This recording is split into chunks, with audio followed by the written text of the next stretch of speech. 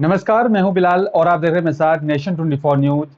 चलिए बुलेटिन की शुरुआत करेंगे। सबसे पहले मध्य प्रदेश के डिंडोरी से आपको बता दें कि यहाँ पर डिंडोरी जनपद पंचायत क्षेत्र की ग्राम पंचायत गणेशपुर में एक नया मामला सामने आया है, जहां पर बताया जा रहा है कि पंचायत के जिम्मेदार सेवकों ने यहाँ पर जीवित विधवा महिला को मृत घोषित कर दिया। पंचायत के इन जिम्मेदार कर्मचारियों की लापरवाही का खामियाजा ग्राम मिगरोडी की एक विधवा महिला को उठाना पड़ रहा है। दरअसल ग्राम पंचायत गणेशपुर के पोषक ग्राम मिगरोडी के यहाँ पर निवासी 45 वर्षीय विधवा श्याम बाई पति स्वर्गीय राम प्रसाद को पति की मृत्यु के बाद विधवा पेंशन मिल रही थी, जिससे यहाँ पर उसका जीवन यापन हो रहा था। और पिछले कुछ महीने से महिला के खाते में विधवा पेंशन की राशि नहीं आ पा रही है। और जब इसका पता लगाने की यहाँ पर विधवा महिला ग्राम पंचायत और साथ ही उसके बाद जनपद पंचायत आई, तो तब उसे पता चला कि वहां तो यहाँ पर शासकीय अभिलेखों में मृत घोषित हो चुकी हैं। पीड़ित महिला और साथ ही उसके परिजनों का कहना है कि यहाँ पर इस मामले को लेकर वह कई बार रोजगार सहायक और साथ ही अन्य पंचायत प्रतिनिधियों से आवेदन और निवेदन कर चुकी हैं, लेकिन अभी तक कोई भी समाधान नहीं हो पाया।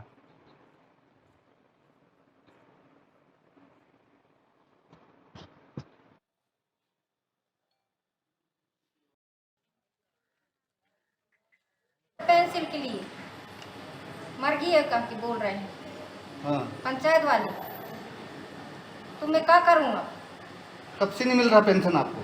6 महीना से नहीं मिल रहा है। पंचायत गई आप? हाँ गए थे। क्या बोलते हैं पंचायत वाले? पंचायत वाले कह रही हैं हम नहीं काटे हैं। वही तो काटे हैं ग्राम सचिव।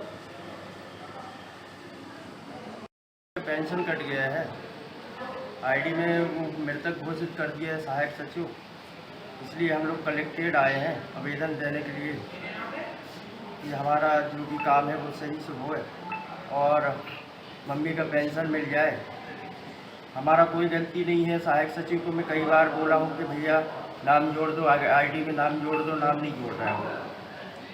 कई बार बोल चुका हूँ, कई बार फ़ोन लगा चुका हूँ उसको, तो बोलता है कि मैं बिजी हूँ, अभी यहाँ जा रहा हूँ वहाँ जा रहा हूँ, काम ही नहीं कर रहा है।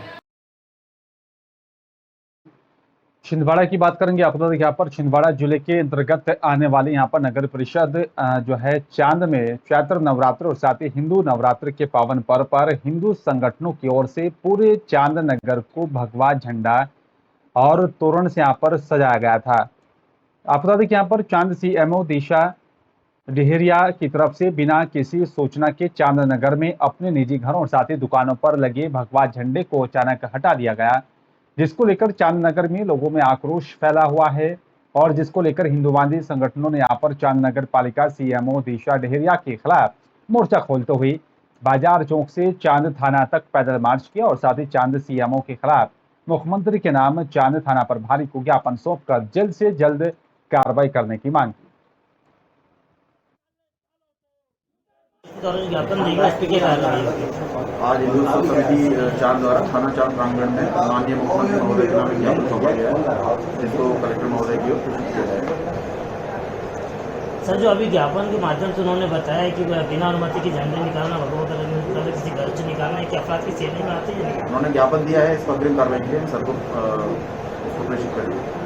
मुख्यमंत्री जी के नाम हमने ज्ञापन दिया है, तहसीलदार साहब को भी दिया है, एसपी साहब को भी दिया है, कलेक्टर साहब के भी नाम से हमने ज्ञापन दिया है। विगत पिछले 4-5 दिनों पहले जो चांद में भगवा तोरण लगी हुई थी, उन भगवा तोरण को बगैर हिंदू उत्सव समिति से बात करे, इन्होंने बगैर हिंदू उत्सव समिति से बात करे उस तोरण को निकाल दिया। जब हमारी हिंदू उत्सव समिति को जानकारी लगी और हमने उनसे बात किया, तो उन्होंने हमें ये कहा कि स्वच्छता वाले कुछ अधिकारी आए थे, उन्होंने कहा है कि प्लास्टिक बैन है तो प्लास्टिक को हटाया जाए।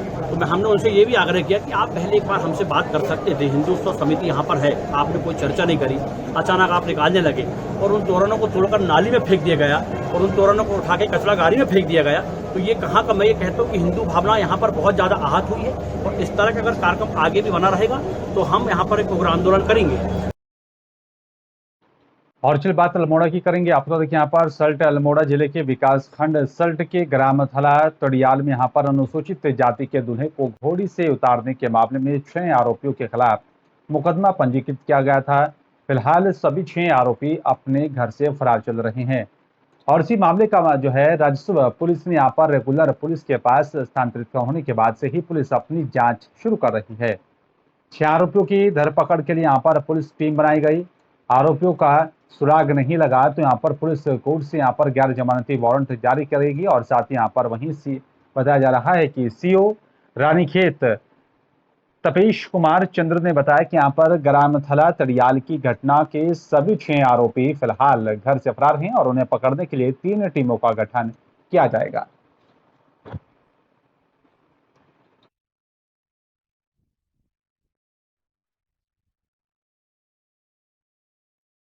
अल्मोड़ा एसएसजी विश्वविद्यालय की यहाँ पर महिला बॉक्सिंग टीम पदक जीतने के बाद परिसर में पहुंचने पर भव्य स्वागत किया गया। बता दें कि यहाँ पर खेलो इंडिया यूनिवर्सिटी गेम्स के तहत यूनिवर्सिटी ने यहाँ पर बॉक्सिंग में कई पदक जीते हैं। युवाओं ने कहा है कि यहाँ पर पदक जीतने में और भी यहाँ पर जो कमी रह गई है उसे दूसरी प्रतियोगिता में दूर किया जाएगा। वहीं कुलपति ने कहा है कि यहाँ पर पहाड़ के युवाओं में प्रतिभा की कोई कमी नहीं है, मंच मिलते ही सफलता मिलती है। और बॉक्सिंग में हमारी जो 5 बालिकाएं हैं, 3 ने यहाँ पे ब्रॉन्ज जीता था नॉर्थ जोन में, उसमें से 5 बालिकाओं का खेलो इंडिया यूनिवर्सिटी गेम्स में सिलेक्शन हुआ था। ये बड़ी सफलता है और मुझे लगता है कि अपने स्टेट में ये विश्वविद्यालय के लिए बड़ा अच्छा सम्मान का विषय है कि उसमें बॉक्सिंग में इतनी अच्छी प्रगति की है। और जहाँ तक प्रश्न ये है कि आने वाले समय में, तो जैसा मैंने बताया कि अभी हम महिला फुटबॉल को भी बालिकाओं में काफ़ी क्रेज है विश्वविद्यालय में और अपने क्षेत्र में, तो उसको लेकर के जल्दी शुरू करने। नेपाल में हो रहे निकाय चुनाव से 72 घंटे के पहले ही आज शाम 7 बजे भारत नेपाल सीमा को जोड़ने वाले झूला पुल को बंद करने का फैसला लिया गया। नेपाल में होने वाले आगामी निकाय चुनाव को लेकर भारत नेपाल अंतर्राष्ट्रीय सीमा से लगी धारचूला, जोलीजीबी, बलुबाकोट, एलागार्ड के भी यहाँ पर झूला पुल को देर शाम बता दें कि 7 बजे से 72 घंटे के लिए बंद कर दिया जाएगा। जिलाधिकारी आशीष चौहान ने बताया कि नेपाल के अनुरोध पर उनके साथ हुई बैठक के बाद भारत नेपाल को जोड़ने वाले अंतर्राष्ट्रीय झूला पुल को आज देर शाम 7 बजे बंद करने का फैसला किया गया। 10 से 13 मई तक निकाय चुनाव के मद्देनजर मेयर द्वारा यहाँ पर बंद रखने के निर्देश जारी किए गए हैं।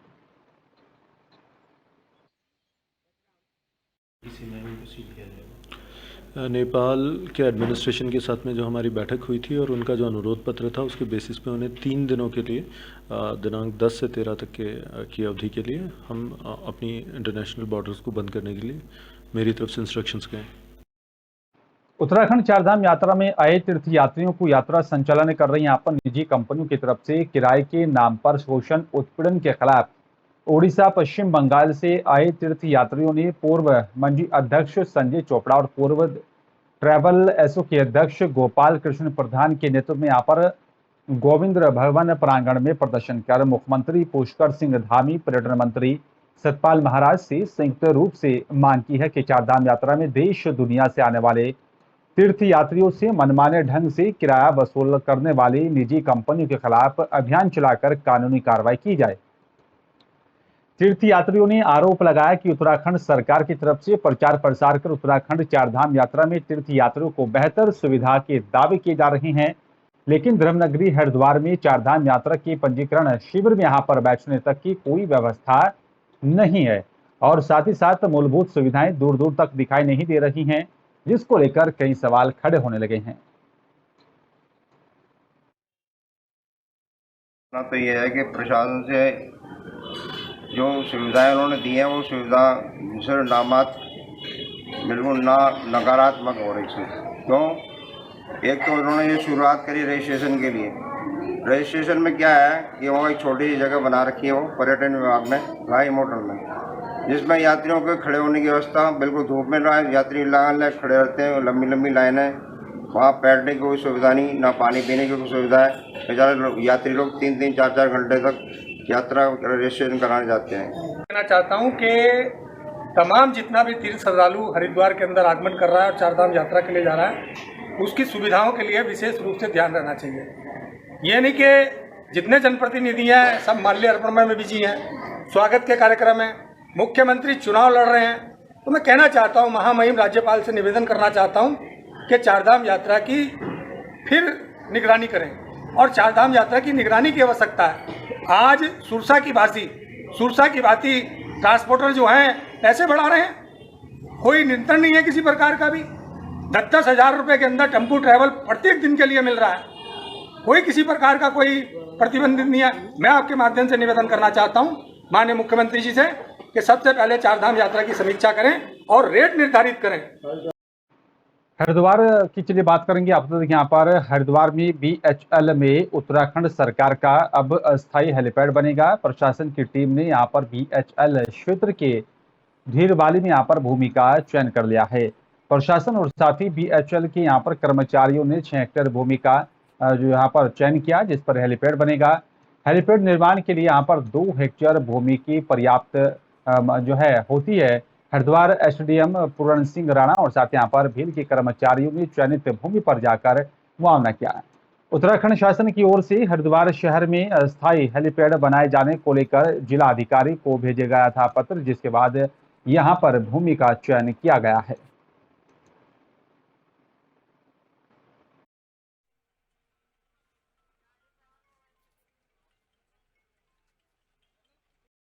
जिला पूर्ति अधिकारी के अग्रवाल ने तहसील हरिद्वार स्थित यहां पर कार्यालय में बायोमेट्रिक राशन वितरण प्रणाली को लेकर विस्तृत जानकारी देते हुए बताया कि जनपद हरिद्वार के समस्त सरकारी राशन की दुकानों को ऑनलाइन कर दिया गया है और सभी को बायोमेट्रिक पद्धति के द्वारा ही अब राशन वितरण किया जाएगा।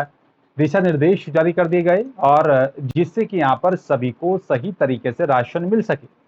सरकारी राशन की यहाँ पर दुकानों पर बायोमेट्रिक तरीके से अंगूठा लगाकर राशन वितरण प्रणाली को शुरू कर दिया गया। उन्होंने जानकारी देते हुए बताया कि यहाँ पर अगर बायोमेट्रिक मशीन पर परिवार के किसी एक सदस्य के फिंगरप्रिंट स्कैन नहीं हो पाते हैं तो परिवार के दूसरे सदस्य के फिंगरप्रिंट स्कैन कर राशन वितरण किया जा रहा है और ऐसे ही प्रक्रिया की जाएगी। उन्होंने बताया कि यहाँ पर इस प्रणाली से राशन वितरण करने में यहाँ पर ट्रांसपेरेंसी के साथ ही राशन वितरण हो सकेगा।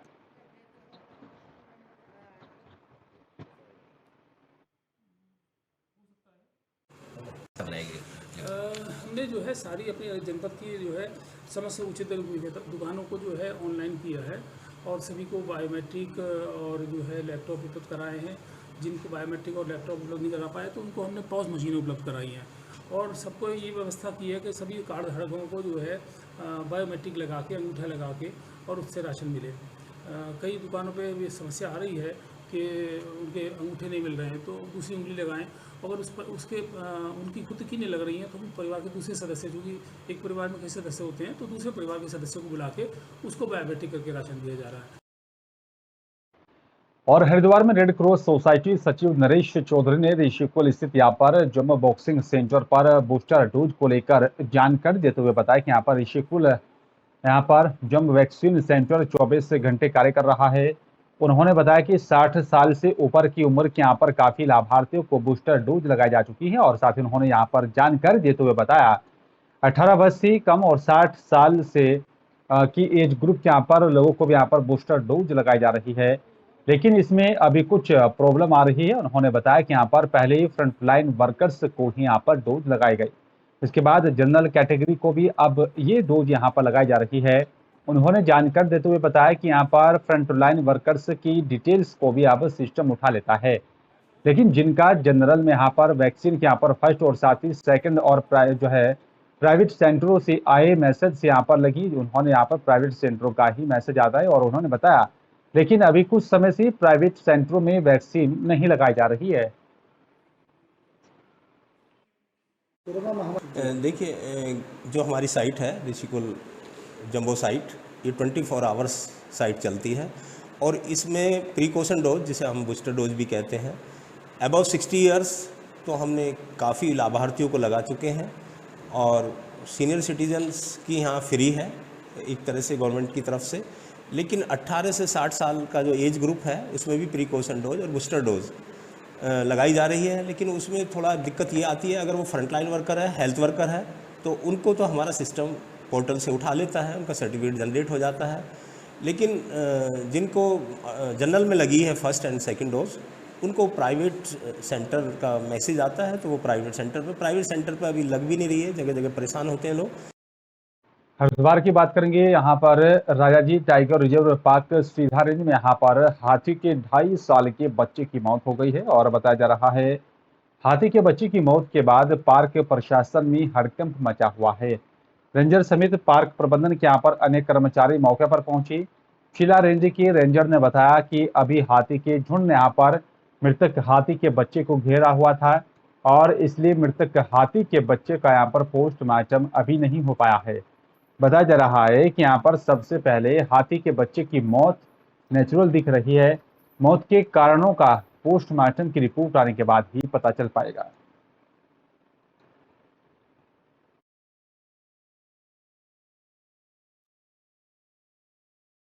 लक्सर में अवैध खनन के खिलाफ लक्सर उप जिलाधिकारी की बड़ी कार्रवाई की गई है। आपको देखिए यहाँ पर लक्सर अवैध खनन से भरे 5 ट्रैक्टर ट्रॉलियों को सीज कर दिया गया है।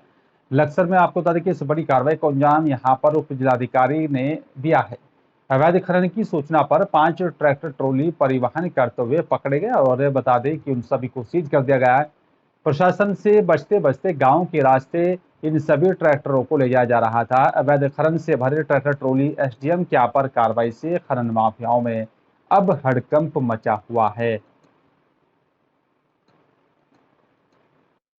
के संबंध में यहाँ पर बार बार शिकायतें प्राप्त हो रही थी, जिसके संबंध में रात्रि के समय और सुबह के समय मेरे द्वारा स्वयं मौका निरीक्षण भी किया गया और फील्ड विजिट भी किया गया।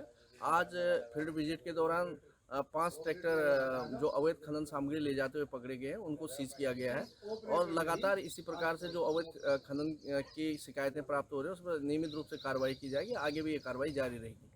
ये मेरे संज्ञान में आया है कि रात को भी इस पर खनन की कार्रवाई लोगों के द्वारा की जा रही है, अवैध रूप से परिवहन किया जा रहा है।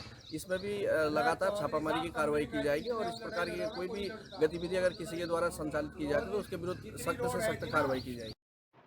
लक्सर और साथ ही देहात क्षेत्र में मौसम का मिजाज बदल चुका है। कल रात हुई यहाँ पर लगातार बारिश के चलते और हवाओं के चलते अब गर्मी से लोगों को थोड़ी राहत मिली है। तेज हवाओं के साथ ही यहाँ पर झमाझम बारिश हुई है। मौसम विभाग की भविष्यवाणी सच साबित हुई। बारिश से तापमान में गिरावट देखी जा रही है और लोगों ने राहत की सांस ली है। झमाझम बारिश से किसानों के चेहरे भी खिल उठे हैं और आपको बता दें कि यहाँ पर बारिश होने से किसानों के गन्ने और साथ ही ज्वार सहित यहाँ पर कई फसलों को सीधा लाभ होगा।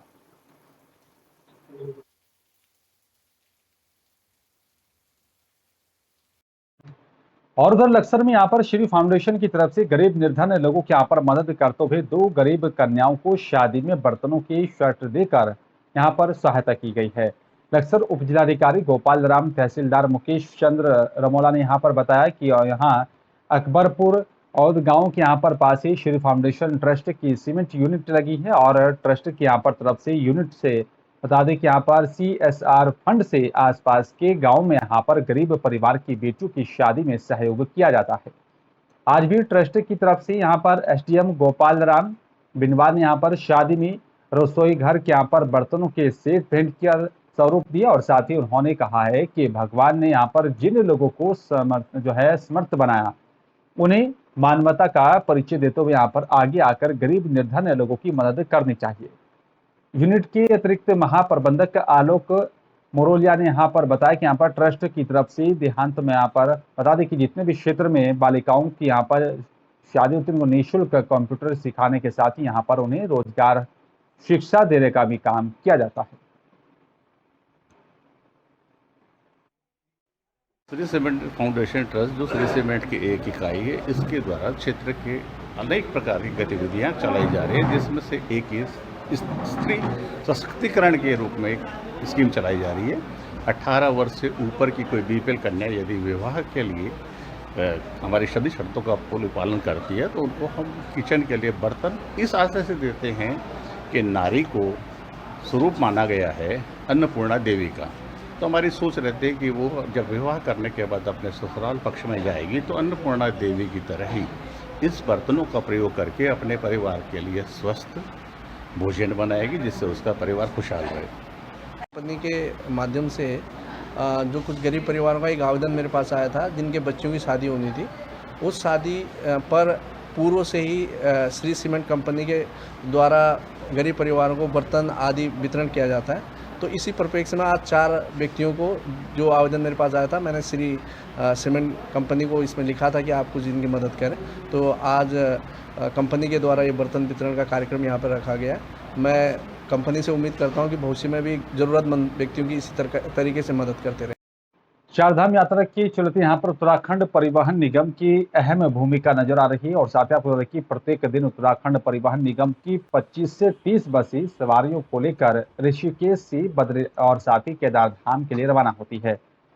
जिन श्रद्धालुओं को रोटेशन के यहाँ पर बसों के टिकट नहीं मिल पा रहे हैं, वो अपनी यात्रा करने के लिए यहाँ पर रोडवेज बसों का रुख कर रहे हैं।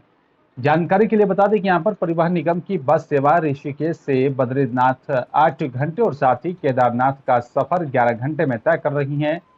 और बात करें अगर यहाँ पर किराए की तो ऋषिकेश से केदारनाथ 400 रुपये और साथ ही ऋषिकेश से बद्रीनाथ तक 555 रुपये किराया तय किया गया है। कहाँ से आए? सर जी मैं क्लास 9 प्रजापति हूँ। मैं एमपी से राजगढ़ ज़िले से आया हूँ। सर अभी हम हरिद्वार से ऋषिकेश आए हुए हैं और इसके में हम मेन काउंटर पे पहुँचे तो उन्होंने मना कर दिया है। अब यहाँ से बुकनी 4 धाम की यात्रा पूरी हो चुकी है और अब यहाँ रोडवेज के वहाँ पता करो ऐसे उन्होंने बोला है। तो यहाँ से मालूम पड़ा हमें तो यहाँ जा रहा है हमें। इनने बोला 1 बजे टिकट बुक होगा केदारनाथ बद्रीनाथ का, तो 2 धाम के लिए जा रहा है हमें। टिकट बुक करा रहे हैं यहाँ पर। 4 लोग आए हुए हैं। हाँ रोड में सफ़र करेंगे। चारधाम यात्रा के लिए जो परिवहन निगम ने है पूरी व्यवस्था कर रखी है। जितने यात्री यहाँ पे आते हैं उनके लिए सभी के लिए गाड़ी अवेलेबल करा दी जाती है। और इस समय तो जैसे केदारनाथ का यात्री काफ़ी निकल रहा है तो केदारनाथ का किराया 400 रुपये है जो हम सोनपुर याग तक भेजते हैं। तो तब बद्रीनाथ भी हम गाड़ी भेज रहे हैं। बद्रीनाथ की जितनी सवारी होती है सब बुक कर लेते हैं फिर भेज देते हैं। उसका किराया 555 रुपये है। हमारी गाड़ी कम से कम 25-30 का एवरेज है डेली का। 25-30 किलो बसें जाती हैं, इतनी ही वापस लौट करके आती हैं। तो रोटेशन में करीब 50-60 गाड़ियाँ लगी हुई हैं।